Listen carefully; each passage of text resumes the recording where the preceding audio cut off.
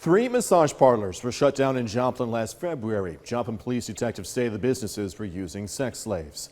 No local arrests have been made in that case, but it brings to light the issue of human trafficking right here in the 4 states. 24-year-old Victoria Moss says addiction and an abusive relationship led her down a hellish road. In a self-pity little bubble, and got really drunk and then tried drugs for the first time, and I was hooked. I wanted to go get more, and I went with a trusted family member to the middle of nowhere to kind of do a drug deal and get a tattoo while I was there.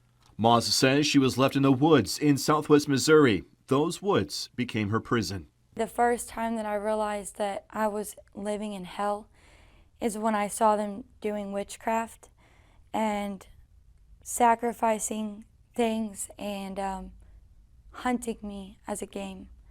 And they would tell me to run, and they would start shooting. And I don't think they were aiming to kill me.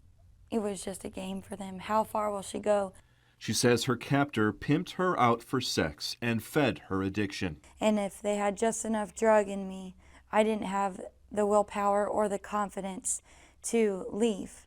So they would keep just enough drugs into me to where I wasn't really high, but I definitely wasn't not high. Teresa Dunlap runs On Time Ministry, a Missouri-based organization that helps rehabilitate human trafficking survivors. She says major interstates like I-44, drug trade, and human trafficking go hand in hand. Data from the National Human Trafficking Hotline shows many human trafficking cases, represented by these dots on the map, are along Interstate 44. The National Human Trafficking Hotline also reports substance abuse as the second factor for being human trafficked, behind a person recently migrating or relocating. Here in this country, we found it's very closely tied to drugs and the addiction to drugs. Either the addiction comes and then the trafficking comes to support that addiction, or the addiction comes after what's gone on. Life Choices, based in Joplin, deploys a mobile unit when officers suspect human trafficking, helping women like Moss and the ones taken into custody during the massage parlor busts. Carolyn Schrage with Life Choices says there are misconceptions about human trafficking. Are they a victim? Are they a survivor? You know, for us, they're all survivors. They have been victimized.